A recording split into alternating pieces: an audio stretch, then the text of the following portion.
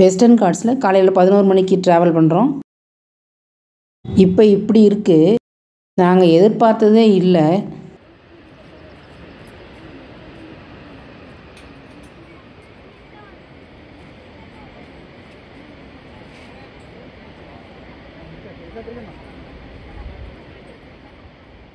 ஒவ்வொரு நிகழ்வும் மறக்க முடியாது. அதுவும் ட்ரெயின் ட்ராவல்ன்றது ரொம்பவே இன்ட்ரெஸ்டிங்காக இருக்கும். ஷிமோகா டவுன் ரயில்வே ஸ்டேஷன்லேருந்து அனைவருக்கும் நாடி கார்த்தின் வணக்கம். எல்லோரும் நல்லா இருப்பீங்கிற நம்பிக்கையோடு நாம் இப்போ ஒரு நாள் ட்ரிப்பாக கர்நாடகா மாவட்டத்தில் இருக்கக்கூடிய சிவமோகாவுக்கு காலையில் 6 மணிக்கு வந்து இங்கிருந்து நம்ம 8 மணிக்கு எலிஃபண்ட் கேம்ப் போனதையும் அங்கே நான் என்னென்னலாம் சுற்றி பார்த்தேன் அப்படிங்கிறதையும் அந்த இடம் எப்படி இருக்குது அப்படிங்கிற நிகழ்வையும் நான் வீடியோவாக பதிவிட்டிருக்கேன். நீங்கள் பார்க்கணுன்னு ஆசைப்பட்டீங்கன்னாக்கா அதற்கான லிங்க்கை நான் டிஸ்கிரிப்ஷனில் கொடுக்குறேன். கண்டிப்பாக இந்த வீடியோ பார்த்ததுக்கப்புறம் உங்களுடைய பக்கெட் லிஸ்ட்டில் இந்த இடமும் இடம்பெறும்ன்ற நம்பிக்கை எனக்கு இருக்குது. சிவமோகா டவுன்லேருந்து வெஸ்டர்ன் காட்ஸில் நம்ம தாலகுப்பாவை நோக்கி ட்ரெயின் ட்ராவல் பண்ணிகிட்ருக்கோம். இந்த ட்ரெயினுடைய முழு விவரங்களையும் நான் அடுத்த வீடியோவாக அப்லோட் பண்ணுறேன். இப்போ நம்ம தாலகுப்பாவுக்கு மதியானம் 1:15 வந்து இறங்கிட்டோம். ஒரு வெஸ்டர்ன் காட்ஸில் ட்ரெயின் ட்ராவல்ன்றது ஒரு சூப்பராகவே இருந்தது. தாலகுப்பா ஸ்டேஷன்லேருந்து நம்ம வெளியில் வந்ததுக்கப்புறம் ஆட்டோ ஸ்டாண்டுக்கு பக்கத்துலேயே நமக்கு ஜோக் ஃபால்ஸுக்கு போகக்கூடிய பேருந்து வசதி நிறையவே இருக்குது. மதியம் ஒரு 1:15 இறங்கினதுனால தாலகுப்பாவிலேயே நாங்கள் மதியம் லஞ்சை முடிச்சுட்டு அங்கிருந்து நாங்கள் பேருந்தில் கிளம்ப ஆரம்பிச்சிட்டோம். தாலகுப்பாவிலேருந்து டிக்கெட் ஃபேர் ஒரு ஆளுக்கு 25 ரூபா. இந்த பேருந்து வந்து சிமோகாலேருந்து வர்றதுனால கூட்டம் அதிகமாக இருந்தது. இப்போ நம்ம கார்கால் அப்படிங்கிற பேருந்து நிறுத்தத்துக்கு வந்திருக்கோம். இங்கிருந்து ஜோக் ஃபால்ஸ் போகிறது ரொம்பவே கிட்டக. இதுதான் கடைசி ஸ்டாப்பு. அதே சமயத்தில் இது ஒரு மெயின் ஸ்டாப்னே சொல்லலாம். நம்ம ட்ரெயினில் ட்ராவல் பண்ண சமயமும் சரி, இப்போ பேருந்தில் கார்கால் வரைக்குமே வெதர் வந்து சூப்பராக இருந்ததுன்னே சொல்லலாம். மதியம் 2:30க்கு ஜோக் ஃபால்ஸ் வந்து நாங்கள் இறங்கிட்டோம். என்ட்ரி டிக்கெட் ஒரு ஆளுக்கு 20 ரூபா எடுத்துகிட்டு உள்ளே நுழைய ஆரம்பித்தாச்சு. டிக்கெட் எடுத்துகிட்டு உள்ளே நுழைஞ்சதுலேருந்தே கிட்டத்தட்ட ஒரு மணி நேரத்துக்கு வெயிலுடைய தாக்கம் ரொம்ப அதிகமாகவே இருந்தது. எங்களால் சுற்றி பார்க்க முடியாத அளவுக்கு ஒரு டயர்ட்னஸ் கொடுக்க ஆரம்பிச்சிடுச்சு. எங்களுக்கு டயர்டு மட்டும் இல்லைங்க, டோட்டலாகவே மூட் அப்செட் ஆகிடுச்சு. சுற்றியில் இருக்கக்கூடிய அந்த இயற்கையை எங்களால் ரசிக்க முடியாத அளவுக்கு வெயில் தாக்கம் இருந்ததுன்னா பார்த்துங்களேன். அது கூட தண்ணியினுடைய லெவலுமே பார்த்திங்கன்னா ரொம்பவே கம்மியாக இருந்தது. எல்லாம் ஒன்றா சேர்ந்து சதி பண்ண மாதிரியே நாங்கள் ஃபீல் பண்ணோம். உத்தரகன்னடா மாவட்டத்தில் ஷராவதி ஆற்றின் கரையோரத்தில் அமைஞ்சிருக்கக்கூடியது தான் இந்த ஜோக் நீர்வீழ்ச்சி.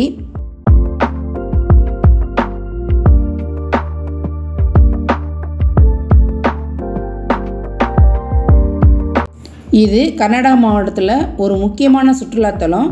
இந்தியாவிலேயே 2வது இடத்துல இருக்கக்கூடிய உயர்ந்த நீர்வீழ்ச்சி பகுதி.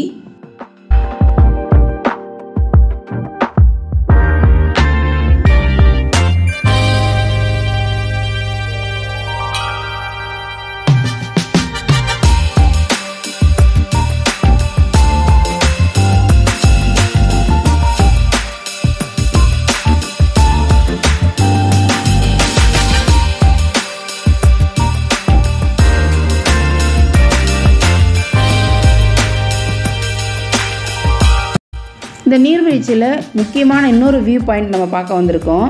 இது வந்து ஜெருசப்பா டேமில் அமைஞ்சிருக்கக்கூடிய ஒரு ஹைட்ரோ எலக்ட்ரிக் பவர் ஸ்டேஷன்.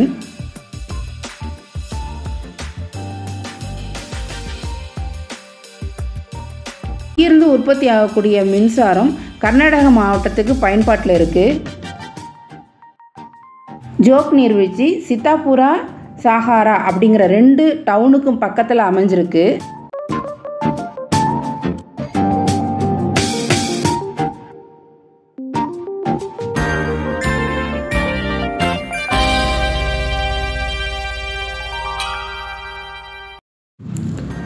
தண்ணி கம்மியாக வந்திருந்தாலும் சுற்றில் இருக்கக்கூடிய அந்த மரங்களுடைய பசுமையை பார்க்கும் பொழுது கண்ணுக்கு ரொம்பவே குளிர்ச்சியாக இருந்தது.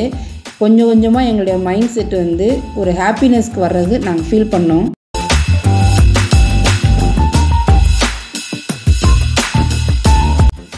இந்த ஜோக் ஃபால்ஸ்க்கு நம்ம சிமோகா டவுன்லேருந்து தாலுக்குப்பா வரைக்கும் ட்ரெயினில் வந்ததுக்கப்புறம் அங்கேருந்து 13 கிலோமீட்டர் தூரத்திற்கு பேருந்தில் வந்து நம்ம ஜோக் ஃபால்ஸ் வந்திருக்கோம்.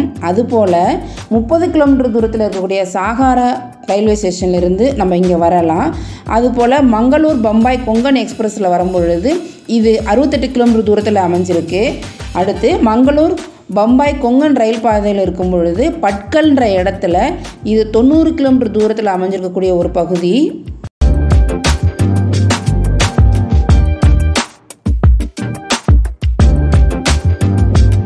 ஷிமோகா மாவட்டத்தில் இருக்கக்கூடிய கார்கால் நகரத்திலிருந்து இந்த நீர்வீழ்ச்சியோட ஒரு பகுதியை நம்ம பார்த்துட்ருக்கோம்.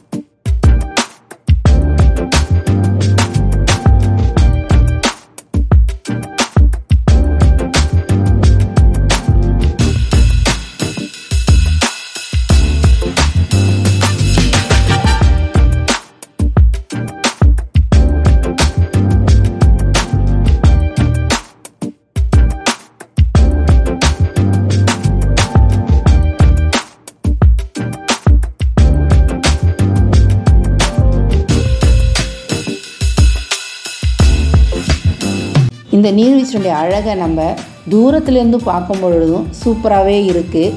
என்ன தண்ணியினுடைய அளவு வந்து ரொம்ப கம்மியாக இருக்கிறது தான் கொஞ்சம் டிசப்பாயிண்ட்டாக இருக்குது.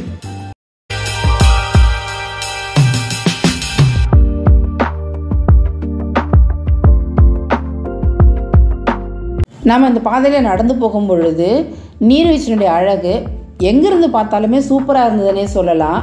அடர்ந்த காட்டு பகுதியில் அந்த நுரை கொண்டு மேலிருந்து தண்ணி கீழே இறங்குறத பார்க்கவே அழகாக இருந்தது.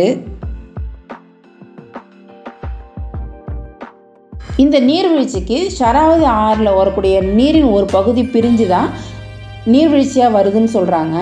அது மேலிருந்து கீழ் நோக்கி வரும் பொழுது வேகமாகவும் மழைக்காலத்துலேயும் சீசன் டைம்லேயும் பார்த்தோம்னா தண்ணியினுடைய அளவு அதிகமாக இருக்கிறதுனால இதை ப்ளஞ்ச் அப்படின்னு சொல்லி சொல்கிறாங்க.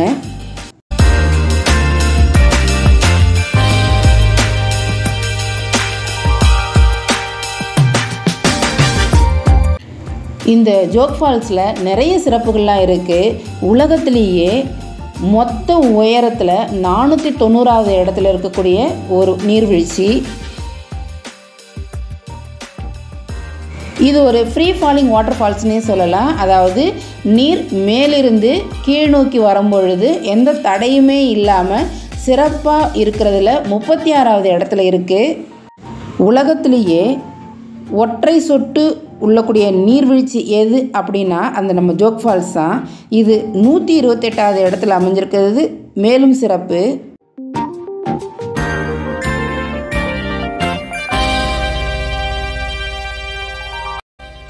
இந்த ஃபால்ஸ்க்கு ஜோக ஜலபத, ஜோகடா குண்டி இல்லைன்னா ஜோகடா குழி அப்படிங்கிற மறுபெயரும் இருக்குது. நாம் இப்போ நீர்வீழ்ச்சியினுடைய அழகை பார்த்து ரசிக்கக்கூடிய ஒரு முக்கியமான வியூ பாயிண்ட்டுக்கு வந்திருக்கோம். இந்த இடத்துல தான் வெயிலுடைய தாக்கம் கொஞ்சம் கம்மியாகவே தெரிஞ்சுது.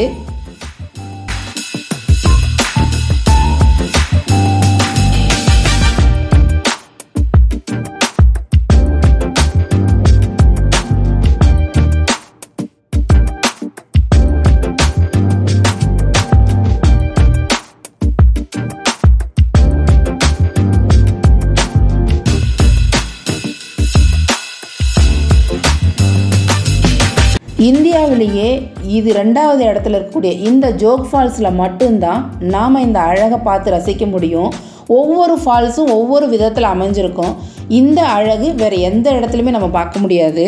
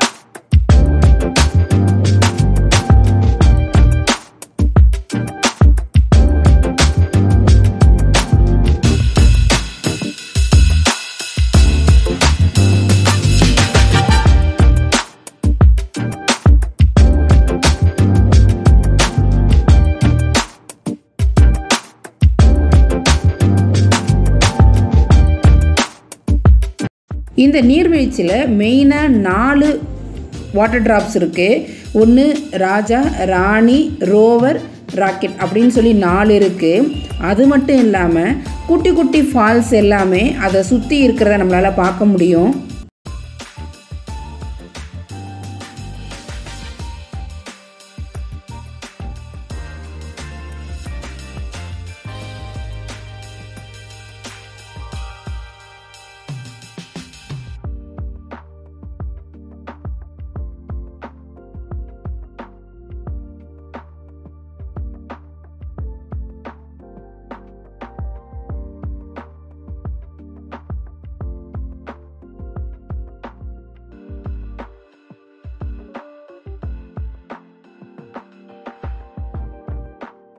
இனிமே தாங்க சூப்பராக இருந்தது. ஒரு பக்கம் சூரியனுடைய தாக்கம் அப்படியே குறைஞ்சிட்டு வர்றதையும், இன்னொரு பக்கம் கருமேகம் சூழ்ந்து மழை வர்றதுக்கு தயாராக இருக்கிறதும், அந்த பசுமையான பகுதியில் நீர் மேலிருந்து கீழே வரும்பொழுது வரக்கூடிய சத்தம், இது எல்லாமே மனசுக்கு ரொம்ப சந்தோஷமாக இருந்தது. காற்றும் ஜில்லுன்னு வரந்ததா ரொம்பவே சூப்பராக இருந்ததுன்னே சொல்லலாம். அந்த சமயத்தில் நாங்கள் ரெயின்போவை பார்த்தோம். அதையும் நான் உங்களுக்கு ஷேர் பண்ணியிருக்கேன். அது மட்டும் இல்லை, அந்த நீர்வீழ்ச்சியை அப்படியே கருமேகம் தொட்டுட்டு வரும்பொழுது மழை வரக்கூடிய அந்த சூப்பரான சீனையும் உங்களுக்கு நான் ஷேர் பண்ணியிருக்கேன்.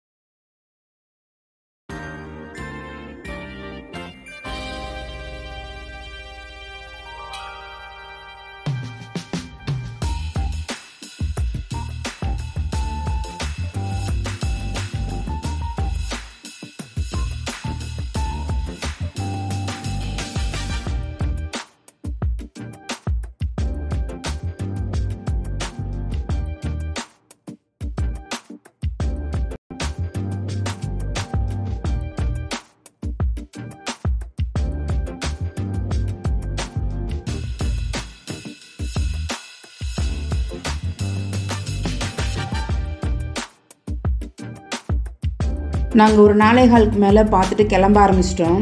ஆனால் கொஞ்சம் கொஞ்சமாக மிஸ்ட்டு கவர் ஆகிறதும், அந்த ஃபால்ஸ்லேருந்து வரக்கூடிய அந்த வெண்புகையும் பார்க்கவே ரொம்ப அழகாக இருந்தது.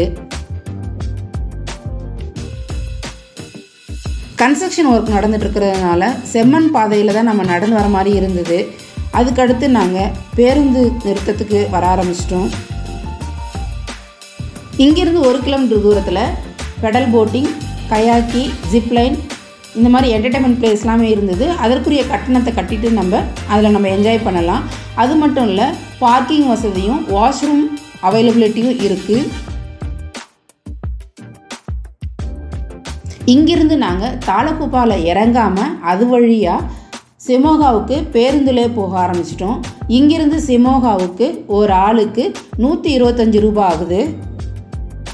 ஜோக் ஃபால்ஸ்க்கு வரும்பொழுது வெயில் அதிகமாக இருந்ததா, ஆனால் நம்ம இங்கிருந்து கிளம்பும் பொழுது கிளைமேட்டு டோட்டலாக சேஞ்ச் ஆனது ரொம்பவே பிடிச்சிருந்தது. இங்கிருந்து கார்கால் போகிற வரைக்குமே சரியான மழை, எதிர்த்தாப்பில் என்ன வருதுன்னு கூட எங்களால் கண்டுபிடிக்க முடியாத அளவுக்கு மழை அதிகமாக இருந்தது. இந்த மழை நேரத்தில் சாலை வழி பயணமாக இருக்கிறது ரொம்பவே அழகாக இருந்தது. இந்த நீர் சாலையை கடந்து போகும் பொழுது செம்மண்ணில் கரைஞ்சி சிவப்பு நிறத்தில் போகிறது பார்க்க சூப்பராக இருந்தது.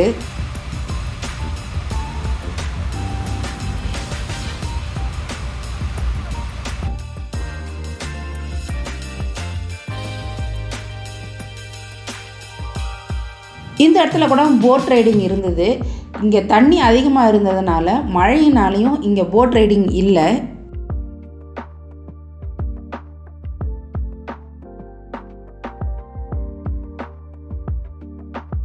பேருந்தில் பயணம் செய்யும் பொழுது மழை கொஞ்சம் கொஞ்சமாக நின்று அடுத்த கொஞ்ச நேரத்திலேயே பனியினுடைய தாக்கம் நல்லாவே தெரிஞ்சுது. அந்த மூடு பனியில் பேருந்து பயணம் பண்ணும்போது எங்களுக்கு ரொம்பவே பிடிச்சிருந்தது.